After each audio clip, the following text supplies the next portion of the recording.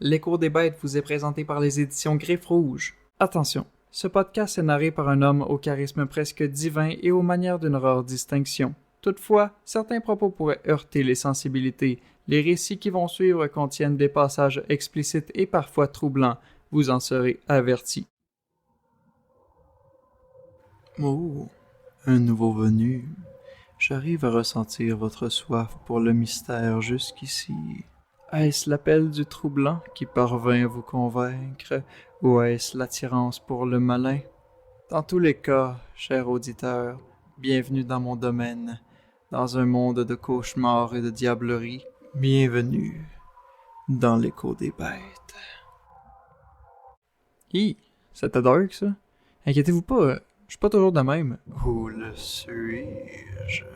Ben non, on est ici pour se divertir et avoir du plaisir. C'est pour ça que je vous présente un tout nouveau podcast sur des belles bébites qui tuent du monde en écorchant leur peau à coups de griffes.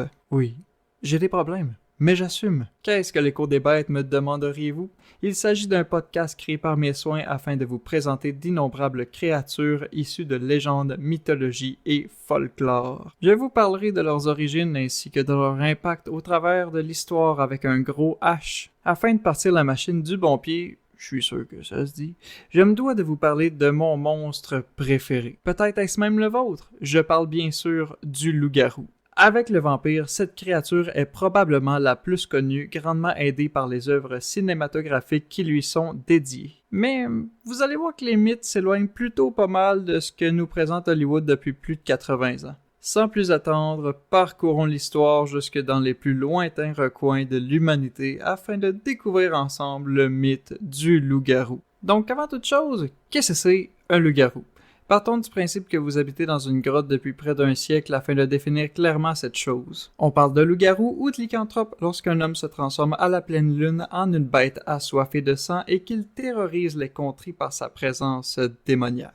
Il arbore généralement les traits d'un loup géant sur deux pattes pouvant éliminer quiconque se dressant sur son passage à l'aide de griffes tranchantes et d'une gueule surpuissante. On retrouve le loup-garou un peu partout dans la pop culture. Il est important de citer sa toute première adaptation au cinéma en 1941 dans The Wolfman, un classique pour les films de monstres de cette époque. J'aimerais en profiter pour placer son remake de 2010 qui est largement sous-estimé selon moi. L'ambiance gothique qui règne sur le film est tout simplement somptueuse. Allez y jeter un œil, pour les fans de genre, vous serez ravis. Bon.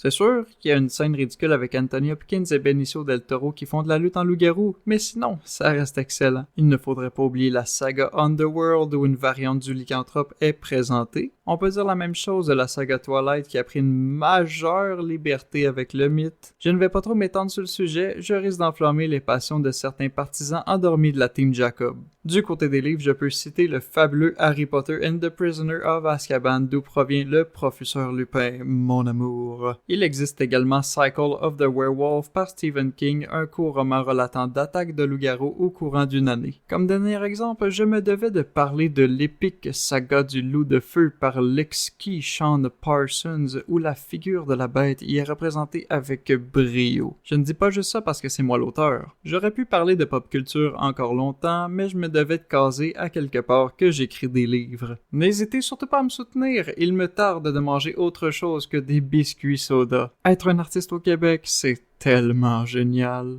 Le mythe du loup-garou est bien plus ancien qu'on pourrait le croire. Ce n'est pas à la trépidante époque du Moyen-Âge qu'il est apparu pour la première fois, mais bien en Mésopotamie vers 1200 avant Jésus-Christ. En fait, peut-être avant, mais c'est pas clair. Sa première apparition est liée au célèbre récit de l'épopée de Gilgamesh où une déesse transforme un berger en loup. Ce serait la toute première mention d'une norme maudite forcée de parcourir la terre sous les traits de la bête.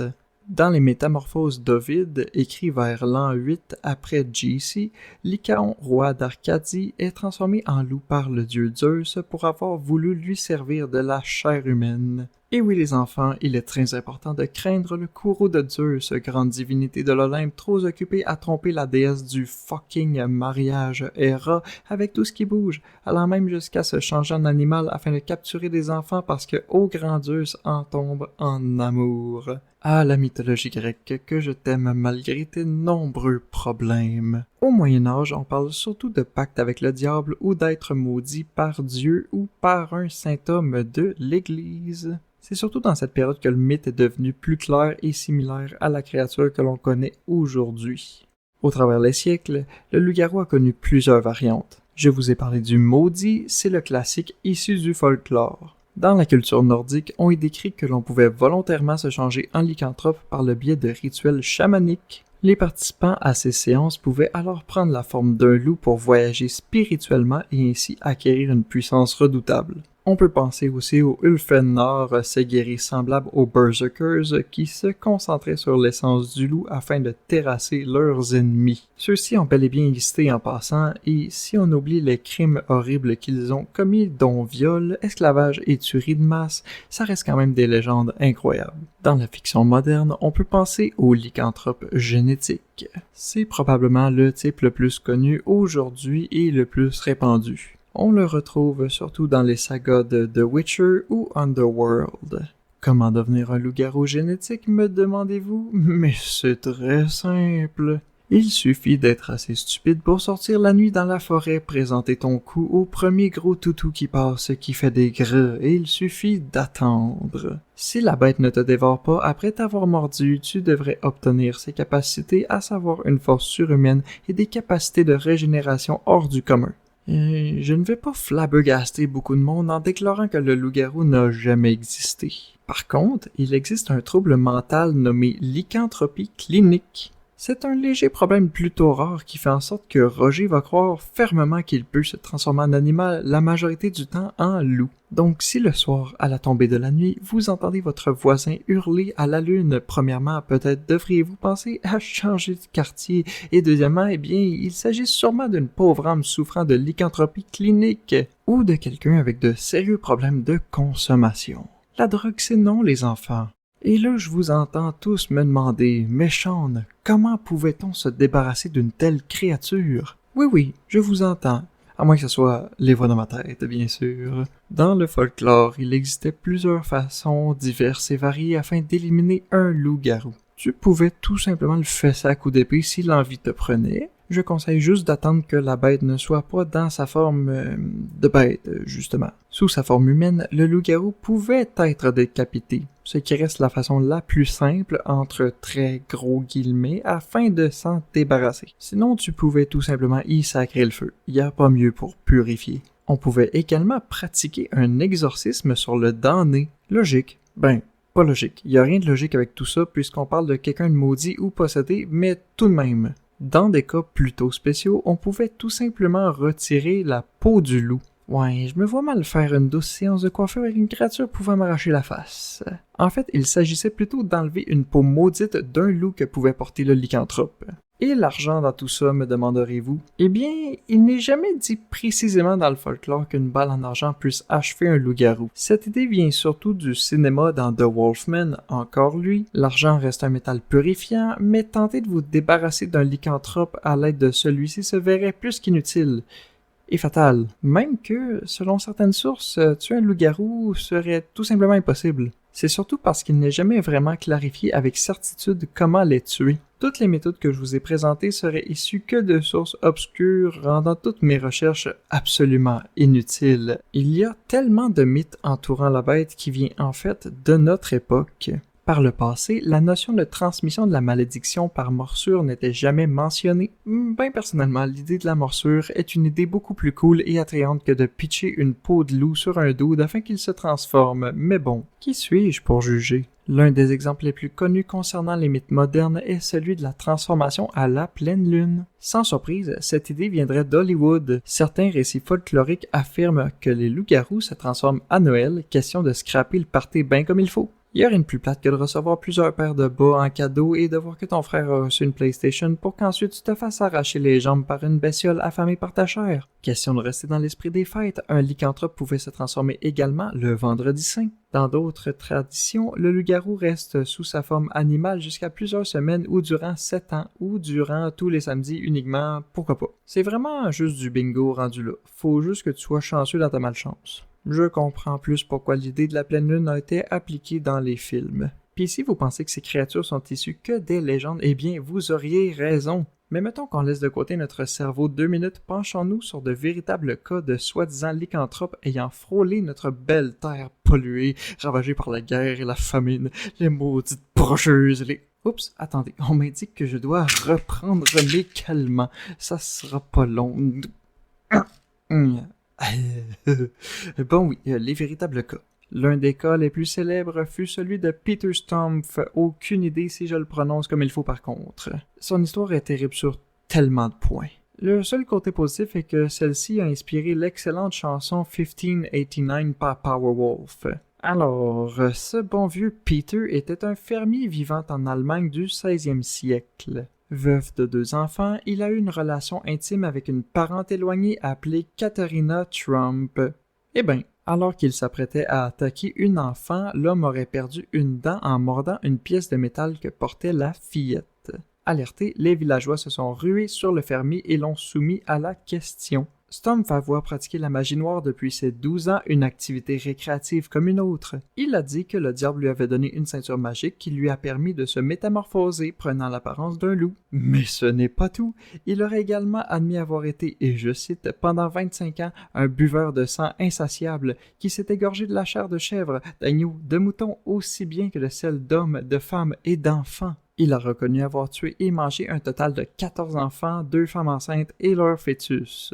L'un des 14 enfants était son propre fils dont il aurait dévoré le cerveau. Ah ok, il servait à ça mon petit message d'avertissement en début de podcast. Lâchez pas, il reste encore quelques petits détails croustillants. Il aurait également eu une relation incestueuse avec sa propre fille. Bon, rendu où on en est, est-ce que ça vous surprend vraiment? Durant le procès de Peter Stumpf, elle fut emmenée par le fait même devant les villageois en colère afin d'être jugée en compagnie de Katharina Trump. On a donc condamné l'homme, l'amante et la jeune fille à mort. Le premier pour des raisons que, si vous n'avez toujours pas compris, je vous demanderai d'aller consulter. Les 2 autres parce que l'inceste, c'est mal. Ouais, il me semble que j'aurais nuancé un petit peu sur ce coup-là. Je ne vais pas détailler l'exécution tout simplement parce que vous devez déjà avoir votre dose d'affaires dégueulasses. Si vous êtes intrigué, je vous invite à chercher Peter Stumpf sur les internets. Disons simplement que même les Allemands de cette époque-là ne faisaient pas les choses à moitié. Cette histoire est peut-être la plus connue en ce qui concerne les procès de loup-garou. En tout cas, c'est clairement la plus sordide. En France, une autre créature eut droit à sa chanson par Powerwolf, à savoir la fameuse bête du Gévaudan. Dans le département de la Lozère, autrefois le Gévaudan, entre 1764 et 1767, des pauvres paysans subirent de terribles attaques d'une bête inconnue. On parle de plus de 100 attaques visant surtout des femmes et des enfants qui se retrouvaient égorgés, décapités ou mutilés. Selon certains témoignages, la créature ressemblait à un loup mais avec des caractéristiques uniques. Elle aurait eu une grosse tête, des flancs rougeâtres, une raie noire sur le dos, une queue touffue et des pattes robustes. Dans la foulée, on prétend qu'il s'agissait d'un envoyé du malin ou d'une créature surnaturelle. Le roi Louis XV lui-même finit par envoyer des troupes et des chasseurs afin d'éradiquer la bête. Plusieurs animaux sont abattus, mais cela n'empêche pas de nouvelles attaques de survenir. Finalement, en 1767, un chasseur nommé Jean Chastel tue un grand loup lors d'une battue. Les attaques cessent peu après. On ne saura jamais vraiment si le loup abattu par le chasseur était la véritable bête des légendes. Aujourd'hui, il est admis que les attaques devaient avoir été commises par plusieurs animaux agressifs, un tueur en série, ou même que c'était juste une invention pour détourner l'attention des crises sociales de l'époque, soit le pré-drink de la Révolution française. Et là, il faut que je vous parle d'une légende peu connue, mais que moi, me fait personnellement bien rire. Dans ce qui se nomme aujourd'hui la Lettonie en Europe de l'Est, vivait en 1692 un homme du nom de Thies de Kaltenbrunn. Âgé de plus de 80 ans, ce qui en soit un pur miracle à cette époque où tu toussais trop fort puis on devait te choper les 2 mains puis une moitié de jambe pour pas que tu meurs de la gangrène, le vieux Thies se lève un matin et proclame tout fort qu'il serait un loup-garou. Pour donner suite à ces dires totalement sains d'esprit, on s'empresse de juger l'homme pour hérésie. Plutôt que de l'exécuter, on le flagella puis on l'exila. Pourquoi ne pas le tuer, me demanderiez-vous? Eh bien, parce que ce bon Thies clamait qu'il était un loup-garou au service de Dieu.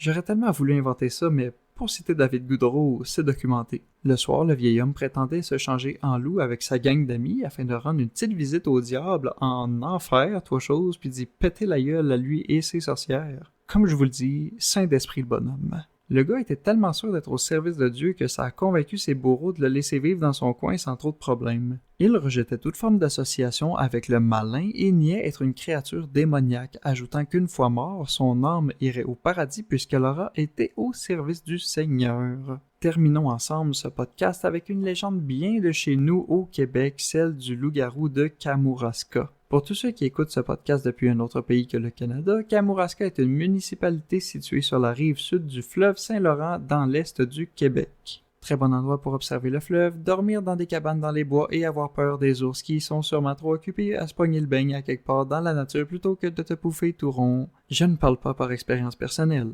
Sans joke, si vous avez la chance de visiter Kamouraska, c'est l'une des plus belles places au Québec. En juillet 1766, donc, la Gazette de Québec publie un article comme quoi un loup-garou farouche déguisé sous les traits d'un mendiant rusé parcourait le territoire. Un an plus tard, en décembre 1767, la Gazette revient en force et informe la population que le loup-garou, actif depuis plusieurs années, a subi plusieurs assauts, notamment le 3 novembre où il aurait été gravement blessé par un petit animal. Cependant, la bête n'est pas vaincue et recommence à semer la terreur, plus furieuse que jamais, causant un carnage partout où elle passe.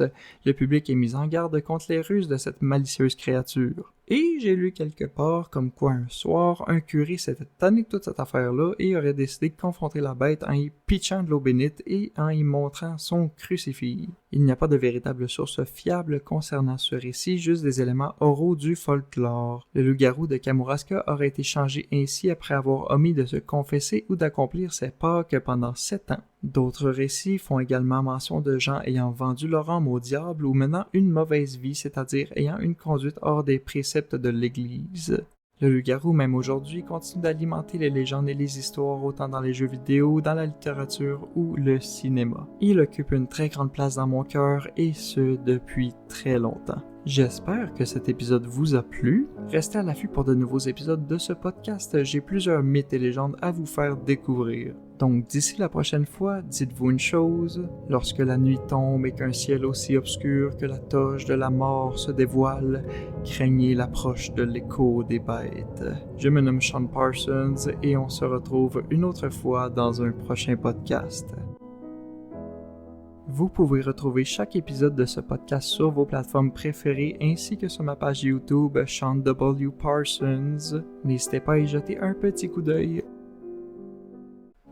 Bonjour et re-bienvenue dans l'Écho des Bêtes avec Sean Parsons, le podcast bien sympathique où je vous parle des diverses bébites issues de folklore et légendes. Aujourd'hui, nous allons ensemble retourner au temps des statues de marbre de pur muscle et au petit sexe puisque nous allons nous plonger dans l'univers de la mythologie grecque. De nos jours, c'est une mythologie très connue du grand public grâce à des classiques comme God of War, les livres Percy Jackson ou les nombreux films parlant des héros grecs. Avant de rentrer dans le vif du sujet, qu'est-ce que la mythologie grecque? Un sujet aussi vaste que fucked up. Tout commence avec le chaos, le Big Bang pour les gens de l'époque on peut dire, d'où émerge Gaïa, la Terre, le Tartare, les Enfers, Eros, Nyx et Ereb, l'obscurité. Gaïa donne naissance à Ouranos, qu'elle épouse, move classique, ne surtout pas changer la formule gagnante. Ensemble, ils feront plein de beaux bébés comme les Titans, les Cyclopes ainsi que les Hécatonchires, des géants à 100 bras. Et étant donné qu'Ouranos n'est pas le père de l'année, Cronos, l'un de ses fils, lui coupe les couilles avec une faucille. Le sang d'Ouranos fait naître les Furies, les géants ainsi que les nymphes des frênes. Dans une autre version, les testicules tombés dans l'eau donnent naissance à Aphrodite, la déesse de l'amour. Après cet acte de rébellion distingué, Cronos devient le roi des dieux. Lorsqu'on lui annonce que ses enfants le détrôneront, le monsieur n'est pas nécessairement content de ce fait et avale sa progéniture. Rhea, voyant que son mari est un peu sauté, décide de sauver leur dernier fils en vie, Zeus. Il grandira au loin avant de revenir affronter son père et faire recracher ses frères et sœurs prisonniers du ventre de Cronos. Une guerre légendaire éclate alors, opposant les Olympiens, les gentils, et les Titans, les grands méchants. Zeus l'emporte et siège sur l'Olympe en tant que roi des dieux. Il partage son règne avec ses deux frères, Hadès et Poséidon. Plusieurs autres divinités rejoignent alors le panthéon dont Athéna, Apollon, Héra ou Dionysos pour ne citer que ceux-là. Mais la mythologie grecque, ce ne sont pas que des histoires épiques de dieux qui se tapent sur la gueule, non, non, non. Ce sont également des histoires de grosses créatures loufoques qui se font taper sur la gueule par des héros tout nus. Et aujourd'hui, je tenais à vous en présenter une dizaine sans ordre de préférence. Elles ont toutes traversé le temps jusqu'à nous et ont façonné de nombreux contes et légendes au travers les siècles. Numéro 10, Cerbère.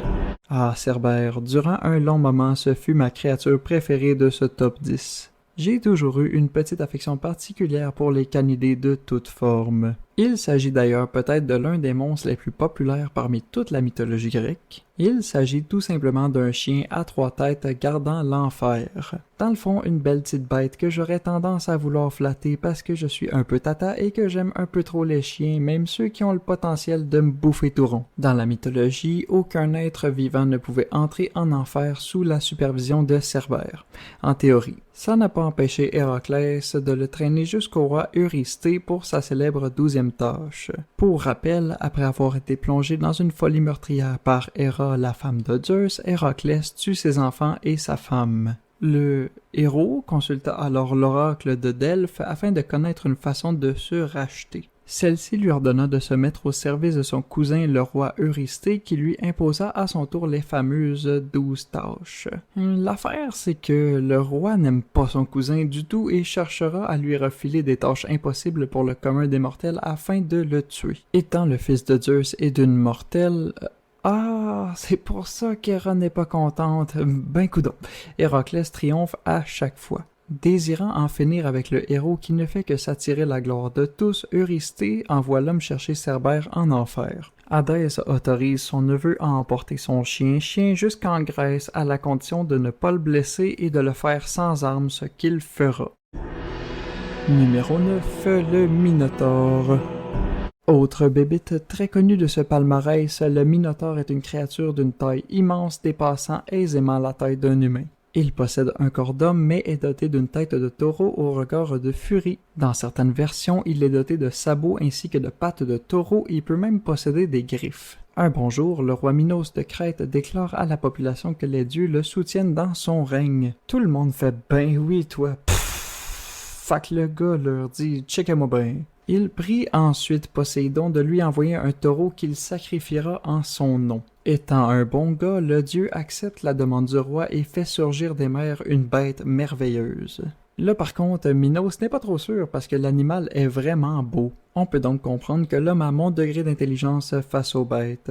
Il se dit donc qu'il va tromper le dieu de la mer en sacrifiant un autre taureau. Mais vu que Poséidon n'est pas con, il fera maudire Pasiphae, la femme de Minos, étant donné que ce dernier l'est dupé. La reine tombera follement amoureuse de l'animal envoyé par le dieu et de leur union naîtra le Minotaure. C'est à ce genre de moment que je me demande vraiment si je suis juste weird ou passionné de m'intéresser à des affaires de même. L'enfant, Ish, sera par la suite envoyé dans le fameux labyrinthe conçu par Dédale, un inventeur très connu des mythes grecs. Un peu plus tard dans le récit, après que le fils de Minos, Androgée, fut tué par les Athéniens, le roi de Crète déclare la guerre à Athènes et est favorisé par les dieux. Afin de se venger, Minos oblige à tous les 9 ans, ou à chacun selon les versions, au roi Égée d'Athènes d'envoyer en sacrifice 7 garçons et 7 filles dans le labyrinthe. Thésée, le fils d'Égée, se porte un jour volontaire afin de faire partie du groupe envoyé dans le labyrinthe où personne n'en sort vivant parce qu'ils sont mangés par le Tichou à la tête de bœuf. Le héros triomphera finalement dans un combat épique de cette pauvre abomination qui n'avait jamais rien demandé.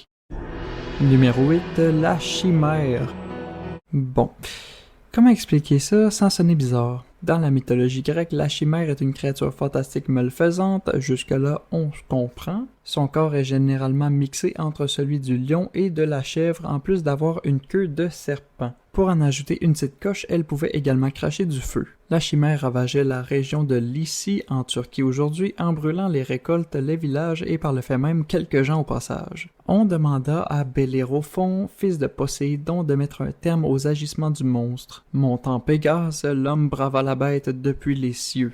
Il cribla cette dernière de multiples flèches ou, selon les versions, utilisa du plomb sur le bout de sa lance. Au moment où l'arme du demi-dieu atteignit la chimère à la gueule, le plomb fondit dû à la chaleur des flammes coulant dans la gorge de l'abomination, la tuant. Après cet exploit, ainsi que plusieurs autres, Bellérophon, vu comme un véritable héros, eut la brillante idée de s'élever parmi les cieux afin de faire un high-five à Zeus. Alors qu'il n'était pas occupé à séduire des jeunes vierges, ça fait changement d'habitude, Zeus aperçut l'homme monter vers l'Olympe, chevauchant Pégase. Bellérophon fut puni pour son arrogance et chuta du cheval ailé jusque sur terre. Il survécut, mais se retrouva estropié jusqu'à la fin de ses jours, honteux à l'idée de s'être pour un moment cru au même niveau que les dieux.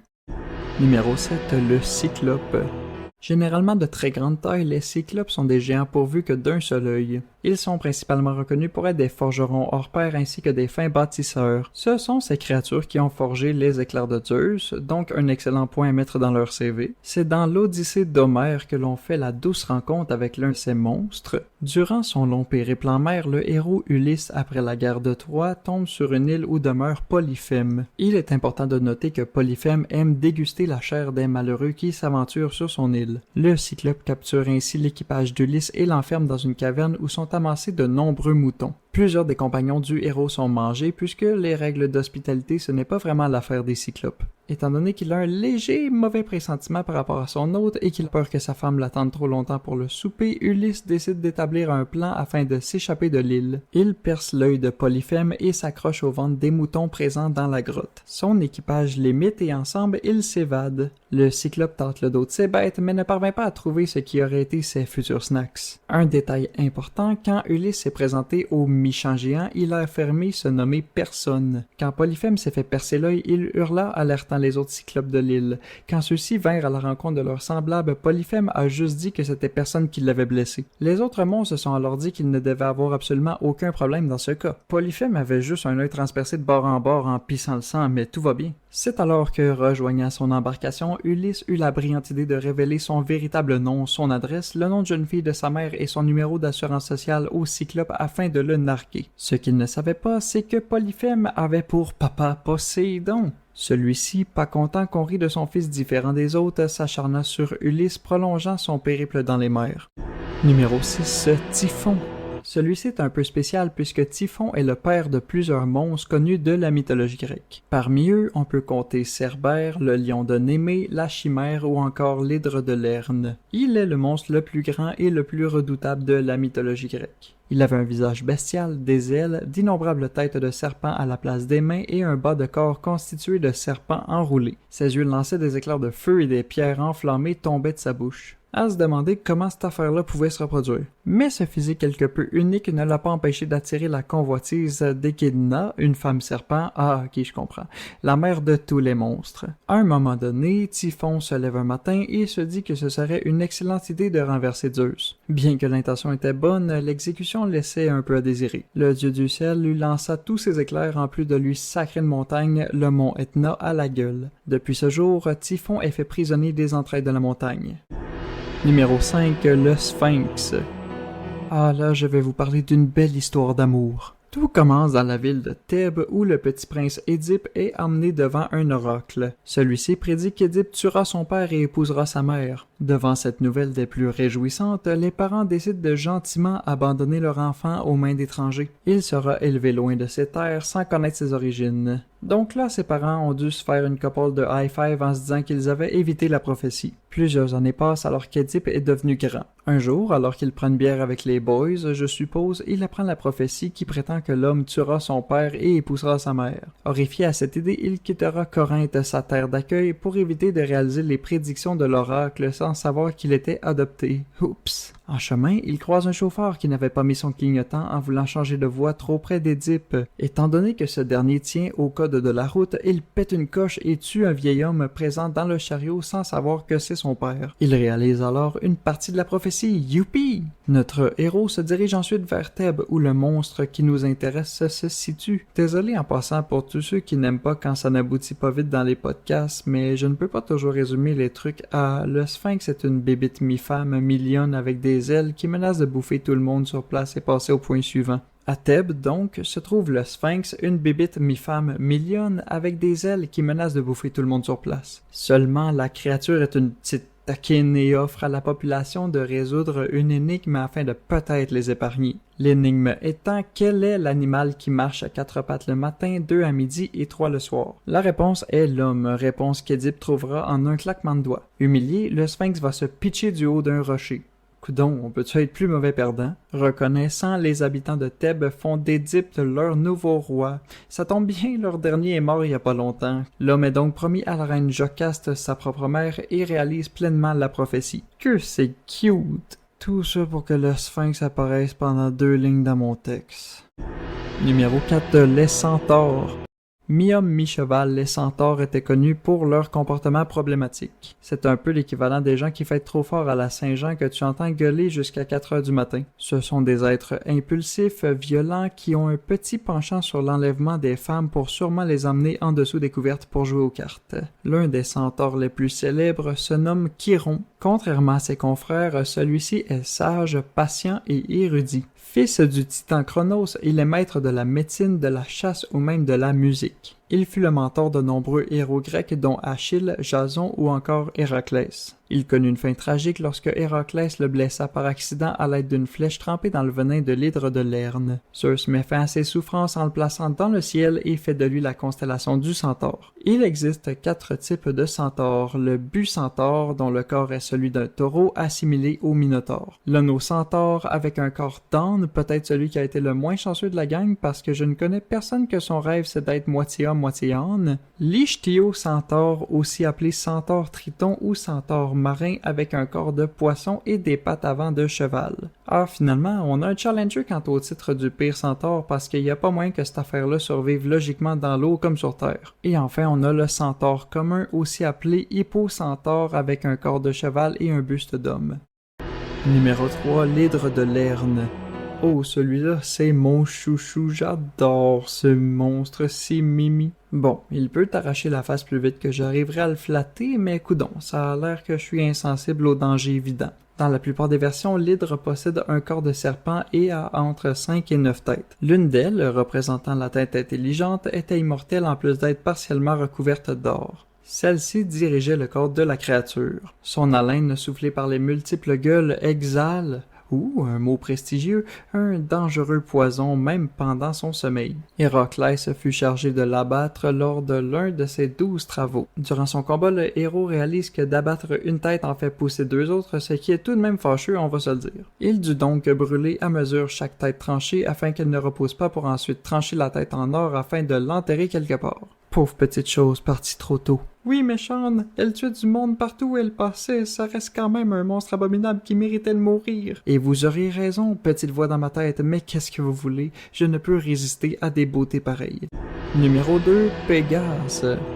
Figure très connue de la mythologie grecque, Pégase est un cheval ailé tout simplement. Il naquit du cou coupé de la gorgone du nom de Méduse qui, elle, fut tuée par Persée. Comme je vous l'ai dit plus tôt, Pégase aida Bellérophon dans sa quête contre la chimère. Le cheval ailé vint également en aide à Persée dans des versions moins officielles mettons. Il n'y a pas grand chose à dire sur cette créature autre qu'elle ait marqué l'imaginaire collectif puisqu'on la retrouve encore aujourd'hui dans des œuvres comme le film Hercules de Disney, la saga Percy Jackson ou Clash of the Titans. Numéro 1, la Gorgone.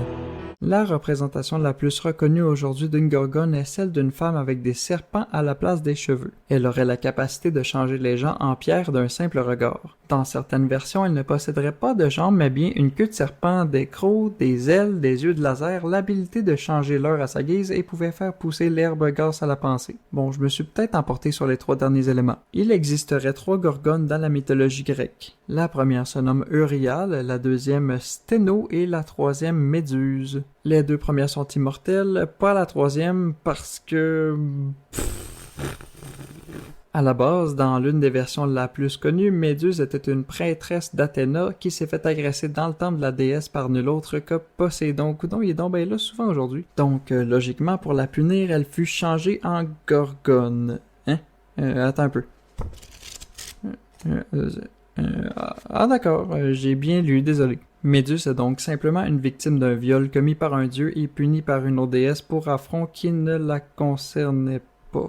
Dans d'autres versions, Méduse était déjà une créature comme ses sœurs. Ah, j'aime mieux ça. Pour la vaincre, le roi Polydectès envoya Persée souhaitant se débarrasser du jeune homme afin de se taper sa mère. La mère de Persée se nomme Danaé et tomba enceinte après que Zeus se changea en pluie afin de l'engendrer. Sacré coquin que ce Zeus! Maudit que ça devait être l'enfer pour Héra qui devait endurer son mari/frère aller d'un bord et de l'autre enfanter toutes les femmes qu'il voyait. Oh, Héra, Héra, regarde la belle dame là-bas. Je vais me changer en taureau afin de l'amadouer. Hop! Franchement, Zeus, ça fait déjà 3 cette semaine. Oh, regarde comment Léda, la reine de Sparte, est chaude. Vite, je dois absolument me transformer en cygne afin de l'aguicher. Et que dire de Danaé? Je me dois de me transformer en pluie afin qu'elle porte mon enfant, peu importe que ce soit logique ou non. J'ai vraiment besoin de devenir alcoolique. Dans sa quête, Persée sera aidé par plusieurs dieux dont Hermès qui lui donnera des chaussures avec des ailes. Hadès lui prêta son casque d'invisibilité afin d'infiltrer le repère des 3 sœurs et Athéna lui procura un bouclier miroir. L'homme profita alors du moment où Méduse dormait afin de lui trancher la tête en s'aidant du bouclier afin de ne pas croiser son regard. De retour sur l'île Séryphos, Persée se rend compte que le roi Polydectès est en train de croiser sa mère, donc il sort la tête de la gorgone de son sac et pétrifie le roi ainsi que sa cour. Tout est bien qui finit bien donc, sauf pour Polydectès ou Méduse ou ses sœurs, mais en général on va dire que ça va. Tout qu'un morceau que fut cet épisode. Ça a été un véritable plaisir de vous parler de toutes ces créatures ayant traversé les siècles jusqu'à aujourd'hui. Pour le prochain épisode, nous allons aborder les fantômes. Ça risque d'en faire frémir plus d'un, moi compris. Lorsque la nuit tombe et qu'un ciel aussi obscur que la toge de la mort se dévoile, craignez l'approche de l'écho des bêtes. Je me nomme Sean Parsons et on se retrouve une autre fois dans un prochain podcast. Vous pouvez retrouver chaque épisode de ce podcast sur vos plateformes préférées ainsi que sur ma page YouTube Sean W. Parsons. N'hésitez pas à y jeter un petit coup d'œil. Bonjour ma petite bande de lutins farceurs, ici Sean Parsons, votre humble hôte pour vous présenter un nouvel épisode de l'Écho des Bêtes. Un podcast des plus gratuits offert à la sueur de mes 10 doigts parlant de folklore, de légendes et de créatures fantastiques issues de notre imagination ou d'en dessous de votre lit et autres placards. Aujourd'hui, un épisode bien classique après notre épopée au travers de la mythologie grecque puisque nous nous attaquons ensemble aux fantômes. Un sujet passionnant raconté autant en podcast qu'autour d'un bon feu à l'orée d'une forêt. Parce que l'on croit ou non à l'existence de ces entités, il reste toujours une infime partie de notre être qui les craint. Ben oui, essayez pas, là, on a tous couru dans les marches comme des épées après avoir rapidement éteint les lumières de la cave. Pourquoi ressentons-nous cette peur soudaine, se sentant observés alors que nous nous trouvons seuls le soir? Pourtant, tout indique que vous êtes en sécurité, entouré de votre couverture de Dora l'exploratrice. Je parle pour vous, franchement, la mienne c'est plus celle de Caillou. Mais il reste que votre intuition semble vous indiquer qu'on vous épie. Quelle entité croupit-elle dans l'ombre nous observant à notre insu?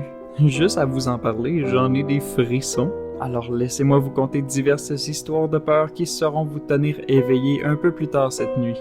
À moins que vous soyez l'un de ces malades qui regardent des séries sur les tueurs pour s'endormir. Vous me faites peur, gens qui écoutez ce genre de divertissement. En général, un fantôme, qu'est-ce que c'est?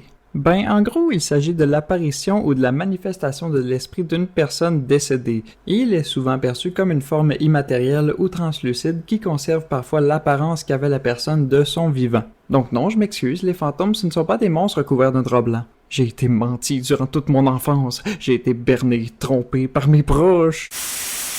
La plupart des fantômes ne font que des apparitions brèves, sûrement un bug dans le plan astral, ou peut-être est-ce les reptiliens ou même encore les extraterrestres qui nous contrôlent depuis les pyramides qu'ils ont montées. Non, concentre-toi.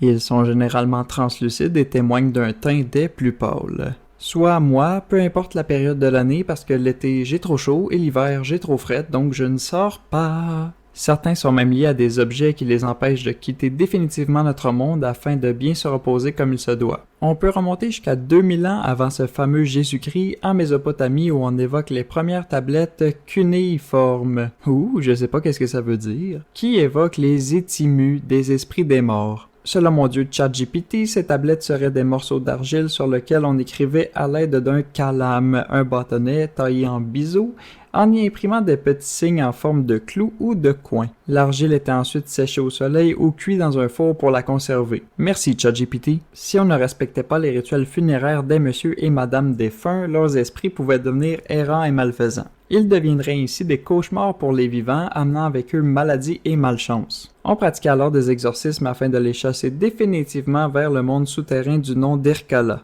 En Égypte ancienne, on croyait fortement qu'il était essentiel de préparer les morts à leur voyage vers l'au-delà. Pour ce faire, ceux-ci étaient enterrés avec des rites complets pour éviter qu'ils reviennent. Un mort mécontent ou oublié, comme le serait l'enfant du milieu, pouvait revenir en tant que fantôme vengeur. Et comme pour les loups-garous, il existe plusieurs types de fantômes issus des folklores et autres légendes. Allez écouter l'épisode sur les loups-garous en passant, on m'a dit que c'était vraiment digne du podcast des pires moments de l'histoire avec Charles Beauchesne. Dans les esprits les plus connus, nous pouvons citer le poltergeist. Venant d'Allemagne, ce type de fantôme se traduirait par esprit bruyant. En même temps, il vient d'un pays où commander une pizza te donne l'impression de vouloir envahir un pays voisin. C'est pas vrai, j'adore l'Allemagne. Le poltergeist, donc, se manifesterait par des bruits violents ou lorsqu'il déplacerait des objets, voire les lancer. Parce que tant qu'à être en maudit, aussi bien pitcher du mobilier. Il serait plus facile de l'entendre plutôt que de le voir. On retrouve ce fantôme dans l'œuvre cinématographique de 1982, soi-disant maudite, du nom de Poltergeist par le réalisateur Tobe Hooper. Au courant de l'Europe médiévale, une créature nommée Revenant fit bien parler d'elle. Ben, j'étais pas vraiment là pour le savoir, là, je disais juste ça de même. Là. Enfin bref, cet esprit aurait la particularité de revenir hanter les vivants, souvent pour se venger. On le mélangerait avec les zombies et les vampires dans certaines traditions, bien que je ne suis pas certain comment. Chez les Irlandais, on peut citer la célèbre Banshee qui terrorise ce beau petit coin paisible où il pleut tout le temps. Il s'agirait de l'esprit d'une femme qui annonce la mort par des cris ou des lamentations. Elle prophétiserait la mort sans la causer et serait visible sous forme de jeune fille, de belle jeune femme ou de vieille madame. C'est cool, t'as du choix. Un classique apparaissant dans tellement de films qu'il en est devenu un cliché, je parle bien sûr du Yoré. Quoi? Comment ça vous savez pas de quoi je parle? Et si je dis qu'il s'agit d'un fantôme vêtu de blanc ainsi qu'aux longs cheveux noirs se déplaçant lentement vers ses prochaines victimes, vous l'avez sûrement vu dans The Ring ou dans The Grudge. Cet esprit issu de la culture japonaise est l'âme de quelqu'un mort dans de mauvaises conditions. Il faisait genre moins 30 degrés Celsius au moment de mourir, ce qui n'est en effet pas optimal. En fait, blague à part, la personne aurait été victime d'un meurtre ou se serait enlevé la vie. Le yoré serait animé par une émotion intense, du genre la haine, l'amour ou la vengeance, on connaît. Si on revient dans le folklore européen... Ouais. Voyons, y a-tu quelqu'un?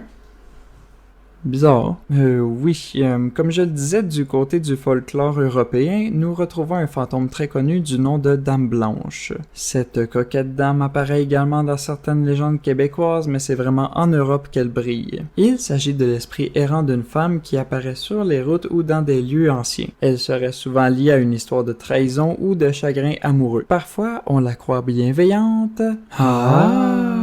Mais parfois vengeresse. On aurait souvent aperçu une dame en bord de route demander qu'on s'arrête afin de l'amener à quelque part. Dans plusieurs versions, une fois en route, elle se met soudainement à hurler puis disparaît. Ou, dans d'autres cas, elle indique au conducteur d'un danger à venir. Je ne vais pas tout nommer les types de fantômes existants puisqu'on va passer un pas pire bout ensemble sinon. Alors, à la place, laissez-moi vous raconter certaines légendes bien connues entourant les fantômes.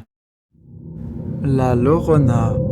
Laissez-moi vous parler d'une légende qui a hanté l'Amérique latine, soit au Mexique, au Guatemala ou au Venezuela. Il s'agit de la Llorona, et je m'excuse d'avance pour ma prononciation douteuse, mon espagnol est loin d'être parfait. Il s'agit d'une femme qui aurait noyé ses enfants dans un accès de rage ou de désespoir puis s'est suicidée. Son âme erre en pleurant, cherchant ses enfants. Elle apparaîtrait souvent près des rivières où ses pleurs attireraient les imprudents. Pour certains, il s'agit même d'une légende servant à faire en sorte que les enfants ne veuillent pas rester dehors trop tard.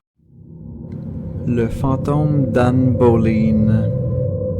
Au 16e siècle, Henri VIII règne sur le trône d'Angleterre avec son lot de controverses et de détails politiques compliqués propres à la royauté. Seulement, ce bon vieux Henri est reconnu aujourd'hui pour être un homme à femme.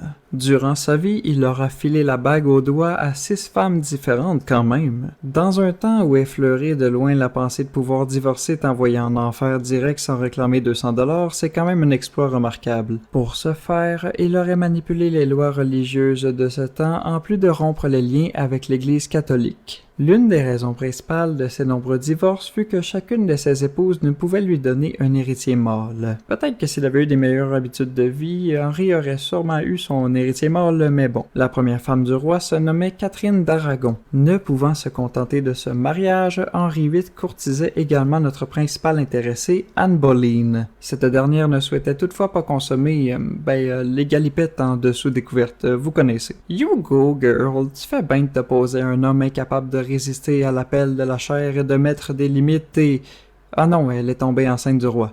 Ben coudonc. À un moment donné, Catherine d'Aragon finit par mourir d'une tumeur noire au cœur et Anne Boleyn va devenir reine. Par contre, notre Anne ne vit pas sa meilleure vie aux côtés de son époux puisque la population la rejette en tant que reine. En plus, Anne n'est pas capable elle non plus de procurer au roi un héritier mâle. Donc là, pour se débarrasser discrètement de sa femme et surtout de la façon la plus classe possible, Henri va l'accuser d'adultère, d'inceste, de complot afin d'assassiner le roi et de sorcellerie.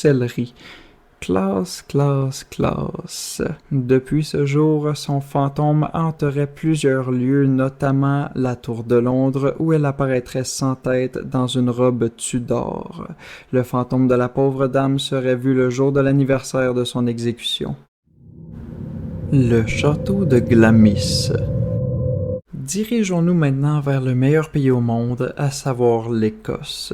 Avez-vous au moins déjà apprécié des paysages plus spectaculaires que dans ces terres glorieuses? C'est sûr que non. Tout ça pour dire qu'il existe un château réputé pour être un des lieux les plus hantés du Royaume-Uni, j'ai nommé le château de Glamis. Entre ses murs serait fait prisonnier l'âme du monstre de Glamis, apparemment la légende la plus connue du château. Il s'agirait d'un enfant affreusement difforme né en 1821 et fils aîné du 11e comte George Bowes-Lyon et de son épouse Charlotte Grimstead, arrière-arrière-grand-parent d'Elizabeth Bowes-Lyon, la reine-mère. Vous comprenez rien? Ça tombe bien, moi non plus. Le monstre, appelons-le comme ça parce que je n'ai pas trouvé son nom, aurait été gardé hors de la portée de tous. À sa mort, on aurait condamné ses chambres. Une version alternative, bien plus convaincante, prétend qu'un vampire naît à chaque génération et serait gardé entre les murs de ses chambres. Une vieille rumeur prétend qu'au 17e siècle, un groupe de gens aurait été invité au château avant de se faire massacrer jusqu'au dernier. Au 19e siècle, des domestiques ou des visiteurs auraient entendu des bruits étranges provenant de derrière les murs, dont des gémissements étouffés, des bruits de chaînes ou des grattements persistants. Selon les légendes, il existerait une pièce secrète où des crânes auraient été retrouvés. On aurait d'ailleurs à de multiples reprises tenté de compter le nombre de fenêtres à l'extérieur du château afin de trouver cette soi-disante chambre. Malheureusement, celle-ci demeura secrète puisque le nombre de pièces ne concordait jamais avec le nombre de fenêtres. Ça où les gens de l'époque ne savaient pas comment compter. Il existe une petite chapelle dans Glamis. Celle-ci comporte 46 sièges et est toujours utilisée par la famille occupant les lieux. Cependant, l'un de ces sièges est réservé à la fameuse Dame Grise, un fantôme connu des propriétaires. On pense qu'il s'agirait de Jeannette Douglas, épouse du 6e seigneur de Glamis. Accusée de sorcellerie, sûrement pour avoir su comment lire l'heure correctement au 16e siècle, on la tortura pour finalement l'envoyer au bûcher à Édimbourg. Son fantôme aurait été aperçu par Sir David Bowes-Lyon, l'un des oncles de la reine Élisabeth II. L'homme se promenait après le souper et aurait aperçu une fille s'agrippant au barreau d'une fenêtre. Celle-ci disparut soudainement lorsque Sir David s'en approcha. Un autre cas intéressant entourant le château fut celui de Earl Birdie. Un soir, alors qu'il était invité au château, l'homme demanda si on voulait bien faire une petite partie de cartes avec lui. Outré par cette demande infernale, surtout que c'était le jour du sabbat, on l'envoya promener. Pacté et furieux, un mix fort croustillant, le monsieur déclara que si c'était comme ça qu'il irait jouer avec le diable lui-même. Les serviteurs ont dû alors se dire à ce moment: « Ben oui, toi, jouer avec le diable, y es-tu fou, hein, Henri? Clairement, Guy peut pas croire qu'on peut se dire des affaires de même. » Il doit être fou. Complètement. Par contre, c'est qui le dude ben classe qui approche du château avec un air lugubre et menaçant? Je ne sais pas, Henri. Allons voir. C'est drôle, ça, pourquoi est-ce que les croix dans les corridors se retournent soudainement d'elles-mêmes et que les chandelles s'éteignent?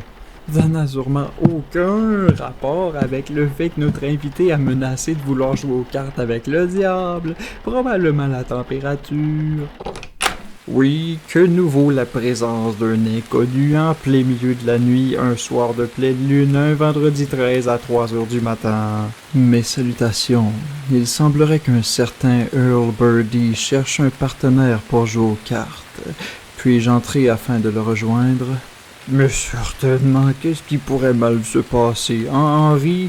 Je ne sais pas du tout, Guy. Et c'est ainsi que l'inconnu entra pour aller s'isoler avec Earl Birdie dans une chambre. Quelque temps plus tard, les serviteurs entendirent des hurlements provenir des appartements de leur invité. Apeuré, l'un d'eux vint jeter un coup d'œil au travers de la serrure de la porte, mais un jet de lumière l'aurait blessé. L'inconnu aurait alors emporté l'âme de Earl Birdie avec lui. À ce jour, on entendrait encore des cris ainsi que des bruits de dés dans le château, preuve que Earl Birdie et le diable jouent toujours ensemble. Les Warren. Et je ne pouvais pas ne pas aborder les Warren sur un épisode sur les fantômes. Ce couple, très connu aujourd'hui comme étant les protagonistes de la série des Conjuring, étaient des démonologues reconnus dans leur milieu. Pour certains, ils n'étaient que des charlatans, alors que pour d'autres, leurs services ont procuré un bien fou. L'une de leurs plus grandes enquêtes fut celle de la maison d'Amityville en 1976. Elle est autant célèbre que controversée en fait. En 1974, Ronald Defoe Jr. tue toute sa famille dans cette maison. L'année suivante, la famille Lutz s'y installe, se disant que de vivre dans un environnement pareil, ça devait être si réjouissant. Ils ont seulement vécu 28 jours dans cette maison avant de fuir à la suite d'événements terrifiants. Ils entendaient des voix démoniaques surgir de nulle part, sentaient des odeurs fétides, furent témoins d'apparitions et virent des objets bouger d'eux-mêmes. À mon humble avis, ils ont juste trouvé que finalement, la maison n'était pas à leur goût, donc ils ont beurré épais. Ed et Lorraine ont fait des séances de spiritisme ayant même capturé la photo du fantôme d'un petit garçon dans un escalier. Dans les films, on met beaucoup en vedette la poupée hantée Annabelle. Eh bien, sachez que cette saloperie a bel et bien existé, sauf en beaucoup moins creepy. Deux étudiantes, sûrement très à jeun, affirment avoir vu la poupée se déplacer d'elle-même. Celle-ci laisserait des messages classiques de fantômes du genre « Pensez à ramener du pain et aller chercher du lait ». Elle semblerait également possédée. Après que les Warren ont conclu logiquement que la poupée était habitée par un esprit inhumain qui se fait passer pour une fillette nommée Annabelle, ils l'enferment, comme dans les films, dans une vitrine bénite dans leur musée occulte. En 1981, le cas Arne Cheyenne Johnson fait l'effet d'une bombe. Si bol, leurs noms sont compliqués dans ce segment-là. C'est en effet la première fois qu'un tribunal américain entend une défense de possession démoniaque. Arne tue le propriétaire de sa fiancée. En quelle année ça se passe? Ah, le propriétaire du logement, ouais, ça fait plus de sens. Alan Bono, propriétaire d'un chenil où travaillait la fiancée d'Arne, Debbie Gladzill, hébergeait temporairement le couple au-dessus de son commerce. Le 16 février 1981, Arne poignarde Alan Bono après une dispute et tue le propriétaire du chenil. Mais pauvre petit écureuil farci que fut ce bon vieil Arne, il semblerait avoir été possédé, donc ce n'est clairement pas de sa faute. Selon sa fiancée, qui connaissait les Warren puisqu'ils auraient travaillé ensemble sur le cas de son petit frère qui était possédé, Arne agissait de façon étrange depuis quelque temps en plus de provoquer verbalement le démon. Ed aurait alors déclaré de façon le plus solennelle possible, le démon a quitté le corps de David et est entré dans celui d'Arne. L'homme aurait voulu plaider non coupable pour possession démoniaque, sauf que devant un tribunal, ça passe moyen. Il sera donc condamné à 10 à 20 ans de prison, mais en a purgé que 5. Aujourd'hui encore, les Warren stimulent notre imaginaire avec la saga Conjuring qui devrait s'achever prochainement avec le 4e volet. Eh bien, quel morceau que ce fut que cet épisode. Il est important de dire que même si vous croyez ou non à ces légendes, il faut admettre qu'elles sont toutes fascinantes. Hey, là, ça va faire! Viens ici, créature du démon, que je te casse la gueule! Va des rétros, Satana! Depuis toujours, les fantômes hantent les foyers et continueront de le faire jusqu'à la fin de notre temps. Alors d'ici la prochaine fois, dites-vous que lorsque la nuit tombe et qu'un ciel aussi obscur que la toge de la mort se dévoile, craignez l'approche de l'écho des bêtes. Je me nomme Sean Parsons et on se retrouve une autre fois dans un prochain podcast. Vous pouvez retrouver chaque épisode de ce podcast sur vos plateformes préférées ainsi que sur ma page YouTube Sean W. Parsons. N'hésitez pas à y jeter un coup d'œil. Bonjour et bonjour à vous. Comment ça va? Ça ne change pas beaucoup de ma vie sociale actuelle en fait. Bienvenue sur un nouvel épisode de l'Écho des bêtes avec Sean Parsons. Le podcast qui a pour sujet les créatures horribles mais ultra passionnantes des diverses légendes ou différents folklores qui parcourent notre tout petit monde. Aujourd'hui les enfants, il s'agit d'un épisode que les fétichistes de tentacules vont se régaler puisqu'on va parler du Kraken. Ben oui, qu'est-ce que vous voulez, il y a du monde qui aime se fesser d'en face avec une chaise pendant l'acte, il y en a qui aiment se faire traiter de vilain nom, et puis il y en a qui aiment voir des écolières japonaises se faire dire par d'énormes appendices munis de ventouses.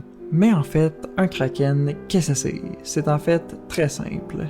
Il s'agit d'une créature marine légendaire issue du folklore scandinave, souvent décrite comme un monstre gigantesque aux tentacules capable d'engloutir des navires entiers. On retrouve cette beauté de la nature dans quelques films, dont le deuxième volet de la saga Pirates des Caraïbes, où notre monstre est envoyé par Davy Jones afin de prendre l'âme du pirate Jack Sparrow. Le Kraken est ici représenté comme un monstre gigantesque à l'allure inarrêtable tellement il est imposant. Dans les films Clash of the Titans de 1981 et 2010, la créature est relâchée sur la Grèce antique pour soit punir l'arrogance des mortels ou sacrifier la reine Cassiopée. Ouais, c'est là que ça ne marche pas vraiment puisque le Kraken est à la base issu des mythes scandinaves. Monsieur le narrateur! Oui, fidèle spectateur, comment puis-je? Donc si on suit votre logique, ce serait également incohérent d'inclure le Kraken dans Pirates des Caraïbes puisque ça se passe encore plus loin que la Grèce. Tu as parfaitement raison, mais j'aime Pirates des Caraïbes, donc ça passe. Mais ça ne fait aucun sens.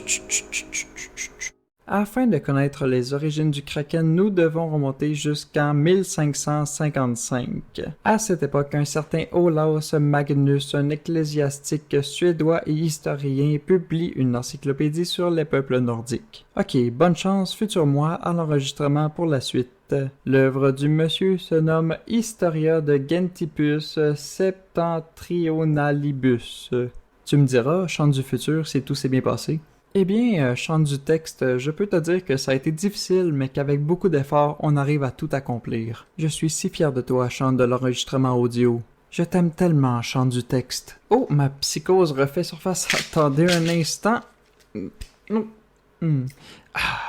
Où est-ce qu'on en était? Oui, dans cet ouvrage, Olaus Magnus décrit d'immenses monstres marins vivant au large de la Norvège et de l'Islande. Bien qu'il ne nomme pas ces créatures comme étant des krakens, il évoque des bêtes marines de taille impressionnante capables de détruire des navires. Aujourd'hui, on peut stipuler que ces soi-disant monstres marins s'agissaient en fait sûrement de calmars géants. Mais clairement que pour des marins de cette époque-là, rencontrer des spécimens pareils, ça devait faire un pas pire choc.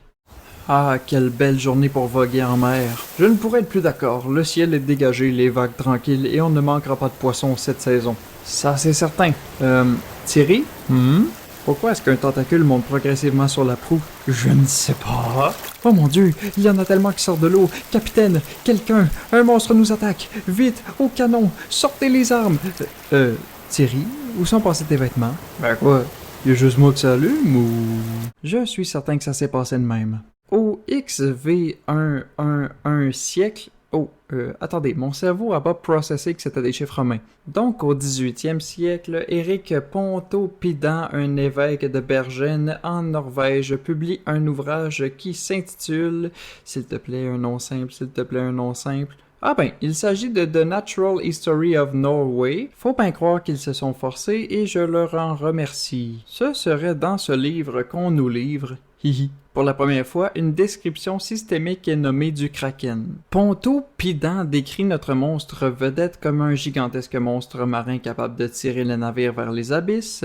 Il précise même que certains marins le confondent avec une île. Je ne sais pas sur quelle substance tu dois être pour confondre une immense créature pleine de tentacules avec une île, mais coudonc. Dans la littérature et la culture en général, la légende du Kraken a été popularisée grâce à des écrits comme 20 000 lieues sous la mer ou Les Travailleurs de la mer de l'auteur Victor Hugo. Bien qu'il ne s'agisse pas directement du Kraken, on peut trouver deux lointains cousins dans la mythologie nordique. Leurs noms sont imprononçables. Non, en vrai, c'est pas si pire. Il s'agit de Avgufa, ou Moi quand je m'étouffe avec ma joie de vivre le matin en me levant du lit, et de Lingbakur. Le premier est un monstre marin géant que l'on confond parfois avec une île, on y revient. Les marins s'en approchaient pour jeter l'ancre pour se faire ensuite bouffer tout rond. Le deuxième est un autre monstre se faisant passer pour une île, mais cette fois couvert d'algues. Il serait décrit comme un grand poisson, ou plus précisément une baleine. Tous deux sont mentionnés dans les sagas nordiques, dont celle concernant Orvar Odeur, un héros légendaire islandais. Comme on parle de créatures légendaires, les témoignages ne manquent pas concernant les potentielles rencontres avec le Kraken. Dans son livre The Natural History of Norway, Ponto Pidan compile les témoignages de pêcheurs norvégiens. L'un d'eux déclarait que le Kraken est si grand que sa tête ressemble à une île. Mais sérieux, les mers norvégiennes doivent-elles être assez peu touristiques pour que chaque île ressemble à un fucking monstre marin? À votre droite, vous pouvez apercevoir l'île Afgufa. Elle a fait 53 morts depuis le début de l'année, je ne sais toujours pas pourquoi elle retourne. À votre gauche se trouve l'île Lingbakur. Oui, je sais, c'est un nom fancy. À chaque fois qu'un bateau s'en approche, il coule soudainement. On compte plus de 200 disparus depuis le mois dernier. Je savais qu'on aurait dû aller en Italie à la place pour se poser près de la tour de Pise et faire comme si on la redressait comme des petits rigolos. Je sais, chérie, mais cette croisière coûtait moins cher qu'un gelato à Rome.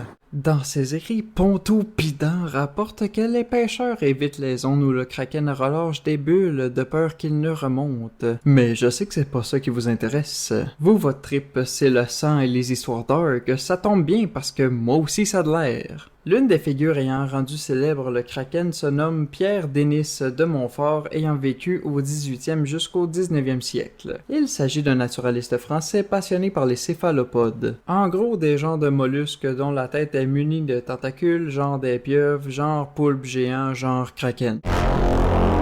Genre.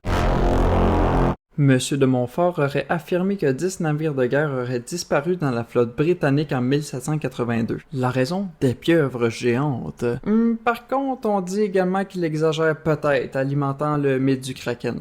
Un rapport de 1870 provenant du HMS Daedalus prétend que des officiers de la marine britannique affirment avoir vu un énorme animal marin dans l'Atlantique Sud. Bon, c'est sûr que quand, dans ton pays, l'animal le plus impressionnant c'est une grosse vache avec du long poil roux ou des moutons ou des ours à la limite, les jeunes marins devaient être impressionnés par pas mal tout dans l'eau. Hey, regardez-le, capitaine, c'est un monstre dans l'eau, je vous le dis! Jimmy, c'est un brochet, redescends sur le pont immédiatement. Oh, regardez, il y en a un autre juste à côté! Ce n'est qu'une carpe, bon Dieu du ciel, Thierry! Oui, capitaine? Que Jimmy fasse les corvées de tous ses coéquipiers ce soir. Son attitude est des plus déplorables en mer. Très bien, capitaine. Oh, regardez, une grosse pieuvre avec des tentacules! Jimmy, je te jure que... Thierry, où sont vos vêtements? Donc, il ne s'agirait pas vraiment d'un kraken qui fut observé. Cela n'empêche pas que ce rapport serait devenu célèbre parmi les anecdotes maritimes. L'un des événements les plus célèbres qui a concrétisé le passage de légende à fait réel du kraken s'est déroulé en 1873 à Terre-Neuve. Deux pêcheurs de Timble Tickle, appelons-les Steve et Bobby, ont fait la rencontre d'un calmar géant échoué sur la plage. La bête mesure environ 6 mètres de long, sans compter les tentacules, et pesait plus de 200 kilos. Je ne sais pas comment vous imaginez à quel point tu dois capoter de voir ça. Cet événement est l'un des premiers cas documentés scientifiquement d'un Architeuthis dux, à savoir un calmar géant. Si bol, les noms vont avoir été compliqués jusqu'à la fin dans cet épisode. Qu'est-ce qu'on a appris aujourd'hui, mes petits sucres d'orge en cœur? Qu'il faut arrêter d'aller à Pise et se prendre en photo loin de la tour de Pise comme si on la redressait? Exactement, maudit que vous apprenez vite. Non, mais en vrai, le kraken est peut-être l'une des créatures les plus proches de la réalité que l'on peut le penser. À l'époque, on interprétait mal les fonds marins et c'est totalement comprenable. Aujourd'hui encore, on en sait plus sur la surface de la Lune que sur nos propres fonds marins. C'est sûr que la Lune reste juste une roche géante gravitant autour de la Terre, mais bon. Pis tu sais, je fais beaucoup de jokes tout croche sur la sexualité, les tentacules, le Japon, etc. Mais selon plusieurs études, il existerait un lien entre le kraken et la reproduction des baleines. Écoutez jusqu'à la fin, c'est autant fascinant que rigolo. Durant la période de rut chez les cachalots, plus précisément les sperm whales, les mâles s'affrontent parfois violemment, ce qui donne lieu à des splashs gigantesques. Ces baleines produisent parfois dans ces temps-là des bruits étranges pouvant alerter les marins. Et donc, quand les cachalots mâles s'accouplent ou manifestent des comportements sexuels, il peut arriver que leur membre génétiquement plus long en moyenne que celui d'un humain normal fasse surface alors qu'il se trouve sur le dos. Ces appendices peuvent mesurer entre 2 à 3 mètres de long. Donc il se peut très bien que les tentacules du kraken observés par les marins en peur ne furent en fait que le pénis en érection d'une baleine en rut. Eh bien, il y a des phrases comme ça qu'on ne s'attend pas à dire souvent dans sa vie. J'espère que vous avez apprécié cet épisode. Nous parlerons prochainement d'une autre créature fascinante sur ce charmant podcast. Alors d'ici la prochaine fois, dites-vous que... Lorsque la nuit tombe et qu'un ciel aussi obscur que la torche de la mort se dévoile, craignez l'approche de l'écho des bêtes. Je me nomme Sean Parsons et on se retrouve une autre fois dans un futur podcast. Vous pouvez retrouver chaque épisode de ce podcast sur vos plateformes préférées ainsi que sur ma page YouTube Sean W. Parsons. N'hésitez pas à y jeter un petit coup d'œil. Bonjour mes petits loups de Lidou, de Donden, Lariden, Matapatalimatu, Matantalou, Malimatu, Matapatalimatu, Matantalou, Laridé. Faut vraiment être vieux et québécois pour comprendre cette référence. Donc bref, bonjour et re-bienvenue dans l'écho des bêtes avec Sean Parsons, un podcast des plus cocos où je vous parle des divers monstres et créatures issus des folklores et légendes qui peuplent notre monde. Je tenais à vous féliciter, oui vous, public de ce podcast. Grâce à votre indéniable soutien, je me retrouve au top des choix sur toutes les plateformes où sont diffusées cette émission. Les compagnies et marques de tout genre se battent littéralement entre eux afin de simplement parler 2 minutes avec moi. Je peux vous entendre m'acclamer depuis votre voiture, votre lit ou votre garage. Merci 1000 fois de votre écoute, de vos rires et de vos... Ah, attendez, on me dit dans l'oreillette que rien de tout ça est réel et que je suis simplement en train d'halluciner pas mal tout ce que je dis. Et je réalise que je n'ai même pas d'oreillette. Bon ben, on va devoir retourner manger du craft dinner et des pâtes au beurre pour les semaines à venir. Maudit qu'être un artiste, c'est le fun. Je fais des blagues, mais même si vous êtes 5 ou des milliers à m'écouter au travers de ce vaste monde qui a grandement besoin de plus de rire, ça me va droit au cœur. Donc aujourd'hui, si vous avez lu le titre de cet épisode, vous avez remarqué que nous allons parler du phénix. Bravo à vous, fidèles lecteurs de titres d'épisodes. Alors, un phénix, qu'est-ce que c'est? Eh bien, c'est ce qu'on va voir à l'instant.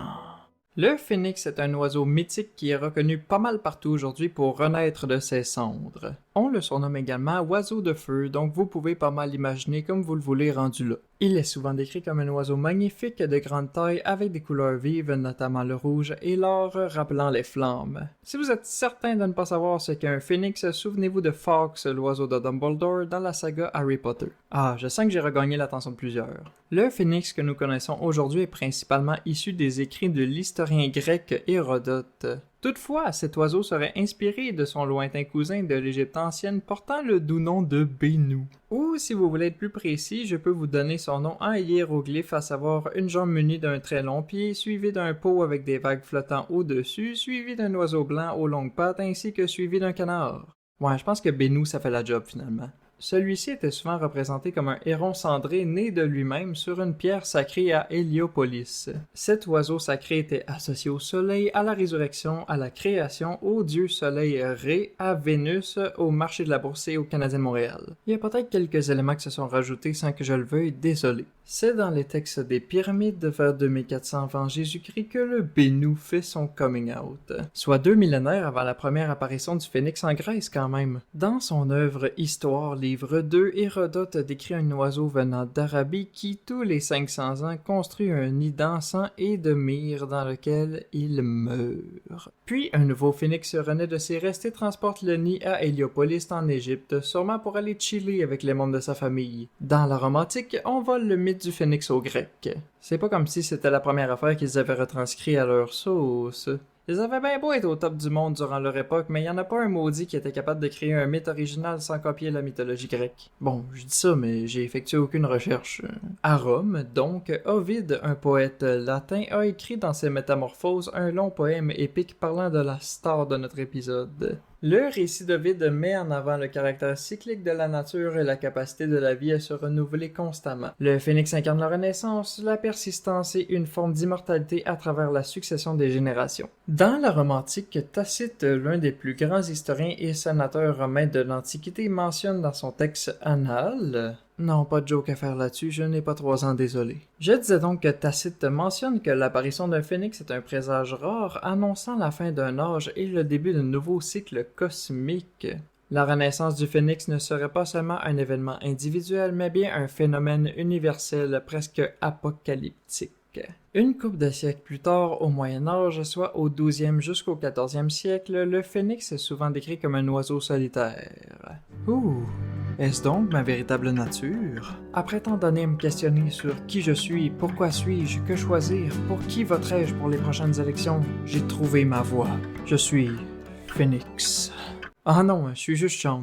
Bah, ça fait en masse la job. Notre oiseau solitaire donc se retire dans les déserts lorsqu'il sent sa fin approcher. Il construit un nid en forme de bûcher pour ensuite y foutre le feu avec lui dedans pour qu'un petit oiseau n'ait des flammes 3 jours plus tard. Bon, d'après moi, le phénix s'est juste planté dans le manuel Ikea. Ok, donc félicitations pour l'acquisition de votre nid, bla bla bla. Placez branche 1 dans la 2, puis joignez la 6 pour un maximum de confort. Ah, qu'est-ce que c'est ça? Je me suis sûrement planté quelque part. Si votre nid ressemble bizarrement à un bûcher, vous n'avez qu'à écrisser le feu et espérer que votre enfant fera mieux quand viendra le temps de faire son propre nid. Ben colique! Au 15e siècle, et même avant, le phénix était un sujet bien important pour les alchimistes. En gros, un alchimiste est quelqu'un qui pratique ou étudie l'alchimie. Merci le dictionnaire. L'alchimie est une ancienne pratique philosophique et proto-scientifique qui combinait les éléments de chimie, de métallurgie, de physique, de médecine, de mysticisme et d'art. Donc je suis certain qu'il ne s'agissait pas d'une secte. C'était totalement une secte. L'alchimie est avant tout un art de la transformation, donc du changement d'un état imparfait vers un état parfait. Donc vous comprendrez que le phénix qui meurt en se consumant dans les flammes pour renaître de ses cendres incarne parfaitement cette idée de transmutation. C'est une image puissante du processus alchimique, notamment dans sa dernière phase, dite coagulation ou rubédo, où l'œuvre atteint son état final. Cette dite œuvre est divisée en plusieurs étapes, dont le rubédo, l'aboutissement du grand œuvre. Bon là, on parle beaucoup en termes compliqués, ésotériques, pseudo-scientifiques, mais à partir de là, ça commence à devenir un petit peu whack. L'un des buts de l'alchimie n'était pas seulement la transformation des métaux, mais aussi la quête de l'immortalité et de la pierre philosophale. Pour rappel, la pierre philosophale a été souvent convoitée durant l'histoire, notamment par Voldemort, un sorcier puissant bien qu'incapable d'envahir une école remplie de jeunes sorciers. Oh non, excusez-moi, je mélange des affaires. La pierre philosophale est un concept central de l'alchimie, décrite comme une substance hypothétique capable de transmuter les métaux vils en or et d'accorder l'immortalité. Le phénix qui échappe à la mort en renaissant de ses cendres est vu comme un archétype d'immortalité spirituelle. L'un des attributs les plus importants de cet oiseau légendaire est le fait que ses plumes sont associées à des pouvoirs extraordinaires. Elles sont souvent vues comme des porte-bonheur, des catalyseurs de magie ou des ingrédients pour des objets enchantés. Ces plumes peuvent entre autres guérir les blessures et soigner les maladies et protéger contre les forces du mal. En revanche, seules les âmes pures peuvent véritablement bénéficier du pouvoir du phénix. Tenter de forcer la main d'une entité aussi puissante que le phénix est voué à l'échec ou à une punition. Toute plume arrachée de force condamne son possesseur à mourir consumé par son propre feu intérieur, incapable de se purifier. Donc réfléchissez bien les enfants la prochaine fois qu'il vous vient l'idée d'arracher les plumes d'un oiseau que vous retenez captif. Il se pourrait qu'il s'agisse d'un phénix et que vous allez brûler pour votre méchanceté. Je devrais me partir une campagne de sensibilisation auprès des jeunes, je suis pas mal sûr que ça marcherait. Ou pas. La fin de cette première saison de l'Écho des Bêtes approche à grands pas. Je sais, j'entends vos pleurs d'ici. Pour terminer en grand cette saison, je vais vous parler d'une créature connue de tous, aimée par tous et apparaissant absolument partout dans la culture populaire depuis des lustres. Il s'agit du légendaire dragon. Malade, hein? Alors d'ici la prochaine fois, dites-vous que lorsque la nuit tombe et qu'un ciel aussi obscur que la toge de la mort se dévoile, craignez l'approche de l'écho des bêtes. Je me nomme Sean Parsons et on se retrouve une autre fois dans un futur podcast. Vous pouvez retrouver chaque épisode de ce podcast sur vos plateformes préférées ainsi que sur ma page YouTube Sean W. Parsons. N'hésitez pas à y jeter un petit coup d'œil. Bonjour à tous et bienvenue dans l'Écho des Bêtes avec Sean Parsons, le podcast sur les petites créatures qui hantent nos rêves, nos légendes, nos garde-robes ainsi que le dessous de notre lit. Aujourd'hui, j'annonce avec une grande tristesse que l'aventure L'Écho des Bêtes prend malheureusement fin. Ça aurait été 6 épisodes emplis de passion et de pure joie. J'en ai la larme au cœur juste à vous l'annoncer. Bon, quand je parle de fin, je veux juste dire qu'il s'agit du dernier épisode de la saison. Ne vous inquiétez pas, fidèles 9 auditeurs mensuels, j'ai du stock en masse pour durer une couple de saisons encore. Après ça, je pourrais faire comme tout bon artiste sans manque d'attention et je me créerai une plateforme OnlyFans. Mes pieds sont vraiment sexy. Alors, qu'est-ce que j'ai pour vous aujourd'hui? Eh bien, juste l'un des sujets les plus épiques pour tout geek digne de ce nom, je parle bien évidemment des dragons. Aujourd'hui, les dragons ne se retrouvent pas que dans les parties de Donjons et Dragons, mais bien dans de nombreux films, livres et jeux vidéo. Vous en avez vu une couple dans Game of Thrones? Mais dans Game of Thrones, c'est pas des dragons, c'est des waves. Chut, on va en reparler tantôt. Dans l'univers de Tolkien, Smaug a su briller dans le livre The Hobbit. Plusieurs autres dragons de l'univers de The Lord of the Rings ont été marquants, du genre le géant en Calagon, mais c'est surtout Smaug que l'on retient, surtout grâce aux 3 films The Hobbit par Peter Jackson. Il faut vraiment le faire, 3 films pour raconter une histoire de 300 pages, faut vraiment aimer capitaliser sur une licence. Dans D&D, il y a des dragons aux pieds carrés, de toutes sortes, de toutes tailles et de toutes les couleurs. J'admets avoir une petite place dans mon cœur pour le Night Fury croque-mou dans les films How to Train Your Dragon. Comment tu peux ne pas être en amour avec ce petit être si cute? Mais avant toute chose, qu'est-ce qu'un dragon réellement? Donc, messieurs, mesdames et les autres, affûtez vos lames car aujourd'hui nous nous lançons dans l'univers fascinant des dragons. Il est important de dire que ces créatures sont des symboles du chaos primordial ou de la nature sauvage. Ce ne sont pas simplement des belles créatures, mais bien pour certains, l'incarnation du mal absolu. Dans les récits anciens, on peut compter de nombreux dragons qui ont grandement inspiré les légendes que l'on connaît aujourd'hui. Parmi eux, on peut mentionner Apep, l'ennemi de Ré, le dieu du soleil en ancienne Égypte. Les combats entre Ré et Apep sont des récits fondamentaux de la mythologie égyptienne. Ce serpent gigantesque, qui a l'allure de lacets mêlés entre eux quand tu cherches Apep sur Google, incarnait le chaos absolu. Sinon, en Mésopotamie, il existait une créature du nom de Mushussu apparaissant au 3e millénaire avant Jésus-Christ. Ce dragon, avec d'énormes guillemets, est souvent représenté sur la porte d'Ishtar à Babylone avec des pattes de lion, des griffes d'aigle et un corps de serpent. Sinon, pour faire quelques références à l'univers de Donjons et Dragons, je tenais à placer la fameuse Tiamat. Dans D&D, il s'agit d'une déesse à 5 têtes où chacune correspond à une couleur de dragon chromatique, rouge, verte, bleue, noire et blanche. Dans les mythes originaux babyloniens, Tiamat ne ressemble pas du tout à ça en fait. Il s'agit toujours d'une déesse primordiale, se concentrant plutôt sur les eaux salées dans cette version. Tiamat était en couple avec Apsu, une autre divinité des eaux, et tous deux sont à l'origine d'une famille de dieux avec lesquels ils ont fini par entrer en guerre. La déesse fut tuée par Marduk, le dieu principal de la cité de Babylone, et de son corps il créa l'univers. L'affaire, c'est qu'il n'y a rien de clair concernant l'apparence physique de Tiamat. Parfois, elle est décrite comme une créature ressemblant vaguement à un serpent ou un dragon, mais ça arrive qu'on la représente sous la forme d'une femme ou d'une étendue d'eau. Sur les premières photos qu'on voit d'elle en tapant son nom sur les internets, on semble reconnaître le dieu Marduk affrontant sa maman. Mais cette dernière ressemble plus à un griffon que d'autres choses. Comme vous l'avez sûrement remarqué, public intelligent que vous êtes, dans les récits anciens, la figure du dragon comme on la connaît aujourd'hui, ce n'est pas trop ça encore. C'est vraiment plus tard que la bestiole écailleuse avec des ailes et qui crache du feu va apparaître dans les légendes. Je vous disais au début de ce segment que le dragon est une forme du mal, eh bien, il s'avère qu'en Asie, il serait une figure bienveillante associée à l'eau, à la sagesse ou à la prospérité. Ça tombe bien que je vous parle des dragons d'Asie car ça me permet de faire une transition merveilleuse sur les différents types de ces créatures incroyables. Du côté de la Chine, il existe le dragon long Long. Tu sais, ce que je veux dire, c'est que le dragon long est long, c'est pas juste qu'il est long, mais c'est que c'est également son nom.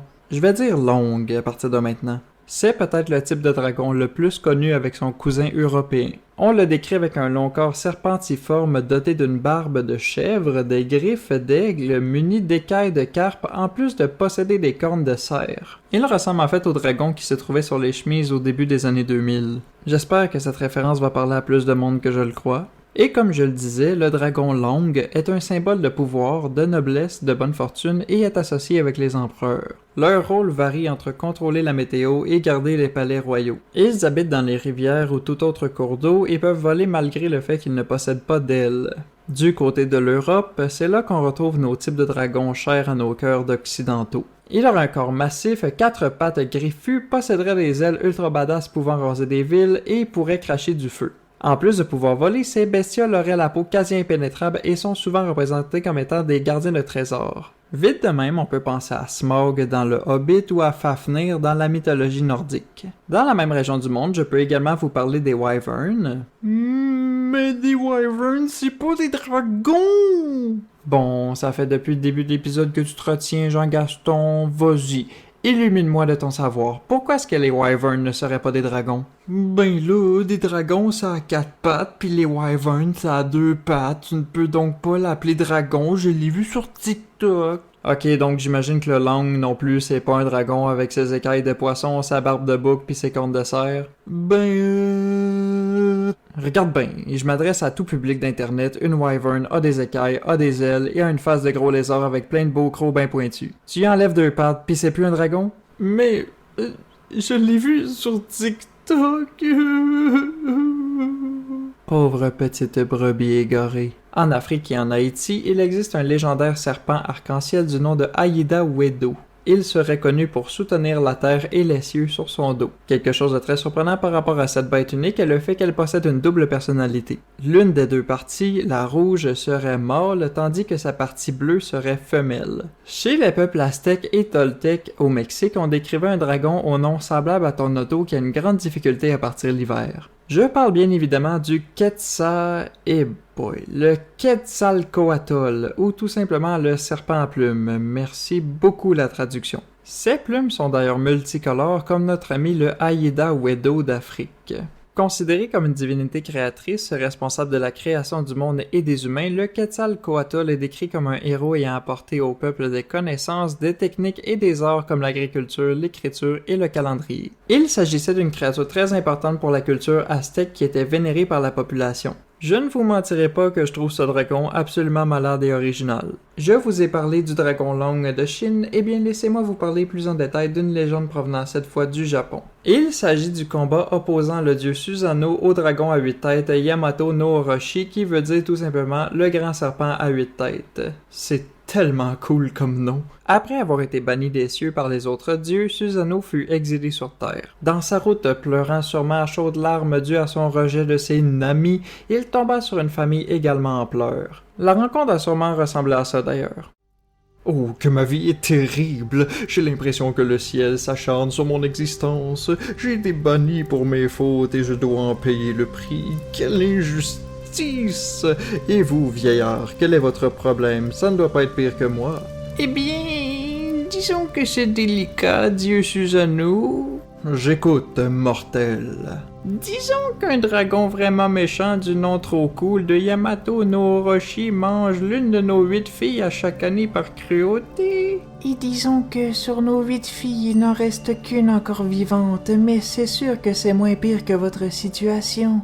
Après sa rencontre avec les deux passants, Susanoo promit de se débarrasser du dragon maléfique uniquement s'il pouvait épouser leur dernière fille. J'imagine que pour ces deux personnes, ça devait être véritablement bénéfique de marier leur fille à un dieu, mais ça fait profiteur un petit peu quand même. Susanoo ordonna alors au vieillard de préparer 8 tonneaux de saké et de construire une palissade avec 8 portes en plaçant un tonneau derrière chaque porte. Parce que pourquoi être un héros du peuple quand le peuple peut faire la job à ta place? Quand Yamato no Orochi s'approcha du piège tendu par Susanoo et ses alliés, il but l'entièreté du saké, se saoulant littéralement la gueule. Profitant de la faiblesse du dragon, notre héros décapita chacune de ses têtes pour finalement trouver dans l'une des queues du monstre l'épée sacrée Kusunagi no Tsurugi, qui deviendrait plus tard l'un des 3 trésors impériaux du Japon. Dans d'autres versions, Susanoo affronte véritablement le Yamato no Orochi, mais l'histoire que je vous ai racontée est vraiment plus proche du mythe original. Transportons-nous ensuite vers l'Angleterre de la fin du 10e ou début du 11e siècle afin de parler du célèbre poème du héros danois Beowulf. Son épopée est divisée en 3 grandes parties. Dans la première, Beowulf affronte un démon du nom de Grendel, descendant de Cain, le premier meurtrier de l'humanité, qui a pour mauvaise habitude de bouffer les guerriers dans le grand hall du roi Hrothgar. Étant donné qu'il n'aime pas la façon de procéder de Grendel, Beowulf décide de rentrer dans le hall à Éoroth afin de péter la gueule du vilain monsieur à main nue. Après s'être fait ensuite arracher le bras par Beowulf, Grendel réalise que le monsieur est plus malade que lui et s'enfuit dans son repère avant de mourir. La nuit suivante, dans la deuxième partie du poème, la moment du démon enlève l'un des conseillers de Hrothgar, ce qui met Beowulf en beau sifflet et va lui casser la gueule à son tour. Voyant que leur nouveau héros est plutôt badass, la population fait de lui leur roi qui régnera pendant plus de 50 ans. Dans la troisième partie du poème épique, un dragon endormi gardant un immense trésor est réveillé par un malotru désirant voler une coupe. Oui, exactement comme dans le Hobbit. La bête, elle aussi en beau tabar de corps, finit par sacrer le feu au royaume de Beowulf. C'est alors que le vieux roi s'écria « Tu penses vraiment me faire peur, sale créature? Viens ici que je t'écorche et que je fais de ta peau une sacoche! » Majesté, est-il vraiment sage et nécessaire pour vous de prendre part aux affrontements? Il s'agit quand même d'un dragon et vous êtes vieux. Ferme ta gueule et qu'on m'apporte mes armes. J'ai une bête à achever. Et c'est ce qu'il a fait, en partie du moins. Accompagné d'une douzaine de ses plus fidèles guerriers, il entra dans l'antre du dragon. Après avoir senti le souffle ardent du monstre, 11 d'entre eux s'enfuirent, laissant le vieux Beowulf affronter un fucking dragon, aidé par un jeune guerrier du nom de Wiglaf. Durant leur affrontement, le dragon mord Beowulf au cou, lui injectant un poison mortel. Wiglaf profite alors de cet instant afin de poignarder le dragon dans le ventre, ce qui permet au roi de lui donner le coup de grâce par la suite. En mourant, le vieux guerrier tenait à voir l'énorme trésor qui serait distribué à son peuple. Remerciant les cieux, il s'éteignit. Le poème se termine par les funérailles du roi ainsi que par la construction du tumulus qui célèbre la vie et la mort d'un grand héros. Maudit que c'est beau. Bon, une petite dernière pour la route. Il s'agit de la légende de Saint-Georges et le dragon. Près du village de Silène, en Libye, séjournait un farouche dragon qui aimait bien que la population lui livre 2 moutons par jour. L'affaire, c'est qu'à un moment donné, on finit par manquer de moutons. Ben, qu'est-ce que vous pensez qui est arrivé par la suite? Bien sûr, ils ont tiré au sort les prochaines victimes de la bête afin qu'elles finissent en méchoui. À un moment donné, le destin a fait en sorte que la fille du roi local a été choisie, comme quoi ce n'était pas arrangé avec le gars des vues. Le roi, embêté, a alors demandé à la population si peut-être, éventuellement, on ne pourrait ne pas offrir sa fille à un dragon. Et ça, c'est malgré le fait que de nombreux habitants de la place ont fini en gamelle pour dragon. Bizarrement, on refusa la demande du souverain et on habilla la princesse en mariée avant de la sacrifier. Pourquoi en mariée, me demanderez-vous? C'est parce que le fait de l'habiller ainsi montre que la princesse se marie avec la mort et le mal en même temps, en plus d'être un symbole de pureté et d'innocence. Ça contraste avec la représentation du malin qu'est le dragon. C'est si n'importe quoi. Mais avant que la princesse puisse se marier avec le dragon, un preux chevalier du nom de Saint-Georges débarqua. L'homme vit la fille du roi en pleurs et décida de lui venir en aide. La princesse le supplia de fuir pour ne pas mourir à son tour, mais c'était une erreur que de sous-estimer Saint-Georges. Car il est beau, il est fier, il se couche tôt, il fait 60 minutes d'activité physique par jour et plus important encore, il est chrétien. Après s'être rendu dans l'antre du dragon, ce dernier émergea des eaux, laissant le temps à notre preux sauveur de faire le signe de la croix. Avec adresse et finesse, Saint-Georges chargea la bête et la blessa à l'aide de sa lance. Quel homme! Il demanda ensuite à la princesse d'attacher sa ceinture au cou du dragon qui devient soudainement docile. L'homme profita de l'occasion afin d'emporter sa prise jusqu'au village. Tout le monde est bien entendu super impressionné. Les filles garochent leur soutien-gorge et les hommes demandent des autographes et c'est à ce moment que Saint-Georges leur annonce: Bons habitants de Silène, je serais honoré de pourfendre cet envoyé des enfers à la condition que vous vous convertissiez tous au christianisme. D'accord, mais si on refuse, qu'allez-vous faire?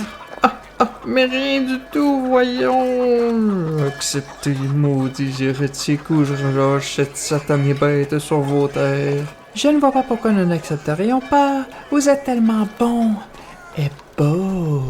Super! Allons tous dans la rivière qu'on se baptise entre nous. Devant l'enthousiasme des habitants de Silène à se convertir, le chevalier tua le dragon d'un coup d'épée, libérant ainsi la population d'un mal maléfique pas gentil. Maudit que c'est beau! Ah, s'il y a bien un mythe ou une créature qui, peu importe les époques, arrive à nous faire rêver, c'est bien le dragon. J'espère que ces 6 premiers épisodes de ce podcast vous ont plu autant que j'ai eu du plaisir à travailler dessus. Bien entendu, il faudra attendre avec impatience la venue de la saison 2, mais restez à l'affût car elle peut pointer le bout de son nez bien plus vite qu'on le pense. Ou pas, c'est selon ma motivation. Merci à tous d'avoir écouté cette émission et d'ici la prochaine fois, une petite dernière avant de se quitter, dites-vous une chose. Lorsque la nuit tombe et qu'un ciel aussi obscur que la toge de la mort se dévoile, craignez l'approche de l'écho des bêtes. Je me nomme Sean Parsons et on se retrouve une autre fois dans un prochain podcast. Vous pouvez retrouver chaque épisode de ce podcast sur vos plateformes préférées ainsi que sur ma page YouTube Sean W. Parsons. N'hésitez pas à y jeter un petit coup d'œil.